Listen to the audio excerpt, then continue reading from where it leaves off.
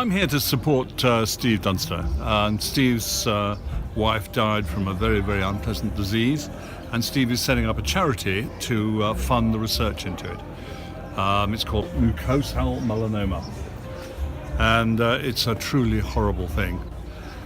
And basically, so what he's done is he's setting up this charity, and the idea is to fund 3 years of research on it and see if we can't sort something out. And it kills around 20 people every year. So it's quite rare. It's very rare, but of course it's always important. And the other thing about it is that it means that these things can explode and they can start to increase at a huge rate. So it's very important to get the research done early. And you're here also with a very special item from your latest land speed record car. That's right, yes we do. Yeah, we've got a bit of the front suspension, which is going to be auctioned tonight. And it's the only piece of the car in kind of private hands. And it's pretty sizable, isn't it? It's part of a wishbone from the front suspension. It has to take massive loads because the car is capable of 1,000 miles an hour. So, I take it this is made of some rare metal only mined on Mars? Of course, absolutely. You've got it right in one. And tonight you're going to auction that. How much would you roughly say the cost would be? I have no idea. None of us have a clue. But it's priceless. Of course it's priceless. You know that. And it's something to wave when you crack the record. Well, there you are. How confident are you? Of what? Cracking the new record. We've got a very, very good chance.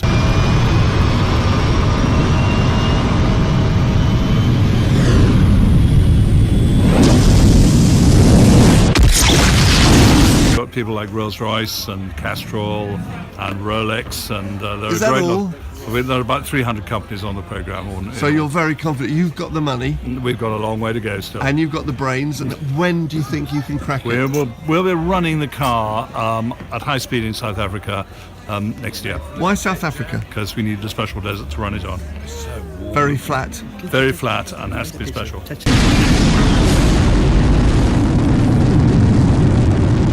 My name's Steve Dunster. I was married to Sharon Dunster. Our effort here tonight is to raise as much money as we can for mucosal melanoma research. We've now got a young doctor in the Imperial College in London, and she's just started a 3-year PhD researching mucosal melanoma. What on earth is it? Mucosal melanoma is, as you all know, melanoma is on the outside of your body. You see it, you go to the doctor, they say that doesn't look good, they cut it out. Fine? Then mucosal melanoma is melanoma, but it's inside you. You don't know you've got it. Your body moves aside to let the tumours grow. It's only when it manifests itself, it comes out of you, or you bleed, or it presses against a vital organ that you know. Which part of your body does it attack? I will be quite brutal in this in my conversation, because my wife would have wanted me to tell you. My wife had it in her vagina, and she spent 34 days in Ipswich Hospital. They cut her vagina and the lower part of her body out and put 2 stoma bags. She had her kidneys were punctured to relieve the pressure on her system. She nearly died on the table. Her stitches came open. You could put your hand inside her body, and that was in 34 days that all happened. But they thought they got it. We had about a month, and then it came back. And a guy called Tim Crook was a consultant. He then put her on an immune therapy. Fantastic what he did. Unfortunately, it took her. But Tim and I now have got together, and we're raising £88,000 to fund this young lady for her PhD. And it's just me and him. The National Health do not fund. This is now, they have the largest bank of pieces of mucosal melanoma. They've got it in the UK, and they've actually just found something in the last 2 weeks that is starting to blow their minds. They've actually, you can see the actual cancer, and you can see it migrating out from a piece of tissue. They've given a special piece of a special drug to it, and it's closed it down. Miracle? It's so early days, because it's one person, it's one piece. The genetics of that might have helped. It may not happen again, but it's happened. They've found something that slowed it down. How many people get this orphan? If I tell you that Broomfield Hospital, I think 10 years, the blocks, that they're called blocks, the pieces that you can use, I think there's 60 blocks, but that's from all over the southeast of England. It is actually, ironically, the fastest growing cancer in America. Now that is really weird. They've spotted it in America, and something is bringing it on. But our game now is to really push on. To say, at the moment, we think this is the largest research being done in the UK. It's definitely the largest bank of tissues that they can do the research on, and this is all due to my wife. Well, and yourself for pulling some financial strings. Who's sponsoring you? Who's helping you? No one. No one. Well, I have to. I will cover this. this. Fleet of supercars here. I will cover this by Tim, the consultant. He's a fantastic man. He is now putting. I won't say the amount, but it's a sizable amount. He is now matching everything that I raise, and we've now been guaranteed, because he has seen people die of this. He is, I won't say sick of, but he's very upset that nobody's funding it. Because it's unheard of. Yeah. But he sees it because he's a cancer specialist. It's rare, rare-ish, or rare? Or rare, very rare. Very rare. Very rare. Yeah. And so the NHS doesn't really. It's not financially viable. Yeah. It's not financial. Why would they spend, if they can spend it on, I mean, there's breast cancers, there's, I don't know how many, I believe there's about 600 different types of breast cancer. You put your money, don't get me wrong, you put your money into cancer research, fantastic. It doesn't filter down to this. And the way I look at this, and we were just talking about it inside, it's like, I'm very basic in the way I explain things. It's just like a railway line. You imagine the main central Liverpool Street station is brain tumour. Right? You have all the stations leading up to it, and down on a little siding down there is mucosal melanoma. It sits there. You get mucosal melanoma, it will go on, it will go into your lung, it will go into your brain, but it starts in the mucous parts of your body. This is a dark side killer. Yeah. This is very cunning. Very dark side. Very cunning. Yeah. You don't know you got it. You can't see My it. wife was out at a party 2 days before she had the operation. She didn't feel ill. At all? At all. Not passing blood? No. The sign was, it's very brutal, had a shower, tumour fell out of her vagina. 2 days later, all hell broke loose. Doctors, 65. We just said we were going to retire, and in November 2015 we've been on a cruise. We both decided we were going to shut our company and retire. January the 8th she got cancer, 11 months later she was dead. What do you do? Fight against it and help other people. Yeah, somebody else has got to walk that road. It's one hell of a road. What's your message to people about the mucosal melanoma cancer? It's that rare, but if you see somebody die of it and what happens, and I won't go into the ins and outs of it, but just it's horrible. It's horrible. I mean, I was ending up feeding my wife with syringes, changing stoma bags.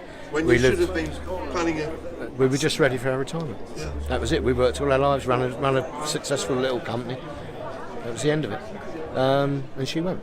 Yeah, I mean, these guys at the Imperial College are absolutely incredible. You know what they're doing, and it's all funded by separate people. You know, and that's the way we are. I'm Nella Fasaid, and I'm a research scientist working at Imperial College in London on.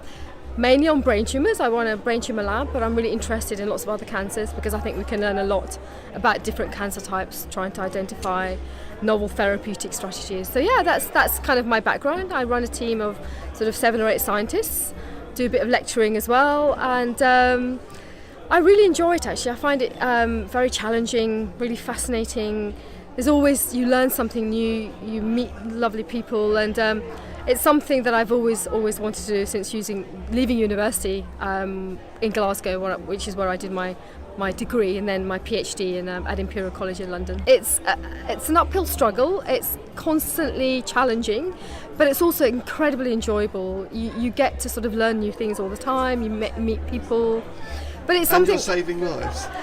That's what that's the best part of what I do, trying to identify, where I can be of help, using my knowledge to kind of further the better understanding of cancer, finding new therapies. Absolutely, that's what really strives me to do the best that I can do. Why are you here tonight? I'm here to really support Sharon's cause. Sharon died of a really awful tumour, very rare type of tumour for which we know virtually nothing about. So I'm really fascinated in to try and understand a bit more, to raise a bit of awareness so we can raise more funds and do a lot more research to look into this really devastating disease.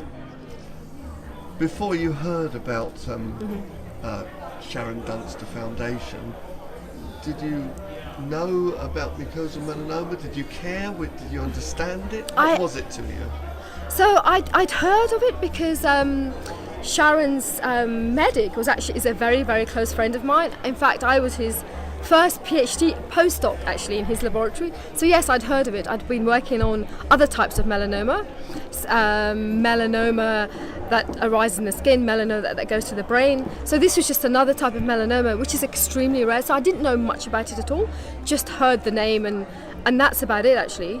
Are you going to sort it out? We are going to try our very best to sort it out. Yes, absolutely. We hope so. As I said, I work on brain tumours, but I think you can learn a lot from different cancer types and see whether you can transfer the knowledge into other cancer types. This one is a particularly sort of dark side type cancer. It's a very dark side because we don't know much about it. It's very hard to diagnose. We don't know what we're looking for. And so when it manifests, it's already too late. That's the problem. So we want to try and find markers, if you like, to identify it early so we can actually treat it. Is this part of your, I mean, you're not just looking down test tube, I don't know what you're looking down during the day, radar screens, scanners, but is this part of your brief to come here to the Essex barn and put yourself about, as it were? Absolutely. So we actually, Steve and Tim Crook, who's the oncologist who's been supporting Steve and his wife, have raised an awful lot of money, and it has actually come to our lab. So we have a student now who's specifically working on this tumour type. So yeah, my interest is to kind of really help them to use this money as effectively as you can to identify something that's going to be useful for diagnosis, but also to treat this cancer. What about America? I hear they're rife with it. They are very rife with it. So the idea is to identify other people, interesting charities that we can then collaborate with. So obviously the more people that we can get involved, the more funding we can raise and the more awareness and hopefully the more research. And America's a huge place, and hopefully with that kind of resource we will make great strides forward.